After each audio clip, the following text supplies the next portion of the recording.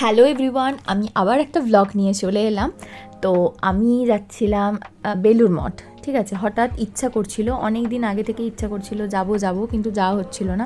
আমি ভেবেছিলাম একাই যাব, কিন্তু না, পূজা বললো যে পূজাও যাবে। অনেক দিন ওর সাথে আমার দেখাও হয়নি, অনেক মাস বাদে ওর সাথে আমার দেখা হলো। তো তারপর যাচ্ছি, বেলুড়ে নামলাম, গিয়ে বেলুড় মঠ যাব আর কি।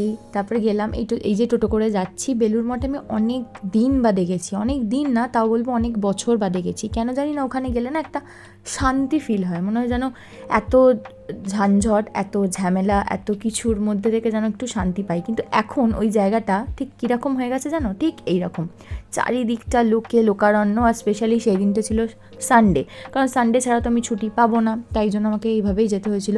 তো আমি গিয়ে খুব ভালো লাগলো আসলে।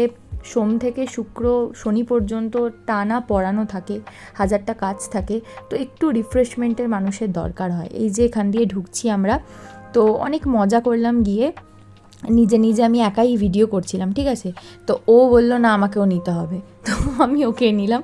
তারপরে এই যে দেখছো গঙ্গার ধার, বুঝতেই পারছো প্রচুর লোক, বসার একটু মানে দেখছিলাম যে কোত্থেকে ভিউটা ভালো আসে, কোথায় বসবো একটু শান্তি পাবো বসে, কিন্তু না, প্রচুর লোক। আমরা অনেকক্ষণ ধরে দাঁড়িয়েছিলাম, ওয়েট করছিলাম, খুঁজছিলাম যে কোথায় বসতে পারবো ঠিকঠাকভাবে। দেখতে পাচ্ছ চারিদিকে লোকে লোক, একটু শান্তির জন্য গেলাম কিন্তু না, হলো না। তারপরে অ্যাট লাস্ট একটা বসার জায়গা পেলাম, দেখতে পাচ্ছ একদম কাছে। তো বসে বসে ভিডিও করছিলাম, বেশ ভালো লাগছিলো। কিন্তু সেদিনকে সবই ঠিকঠাক ছিল, একটা প্রবলেম ছিল, সেটা হচ্ছে প্রচণ্ড গরম, অতিরিক্ত গরম, হাওয়াটা প্রায় চলছিলই না বলা যায়। ঠিক আছে, তবুও গঙ্গার ধারে গেছিলাম, একটা ব্যাপার। তারপরে আমি তো এখানে, ও ভাবছে ও মানে ও না স্যাটিসফাইড হচ্ছে না কোনো ফটো তুলেই, ঠিক আছে। তাই জন্য ওকে আমি বলছি তোর দাবিটা কী, তুই কী করতে চাইছিস। ও খালি দাঁড়াচ্ছে, গিয়ে গিয়ে বলছে আমার ফটো তুলে দে। আমি ফটো তুলে দিচ্ছি, ওর নয় লাইট ভালো লাগছে না, নয় কিছু।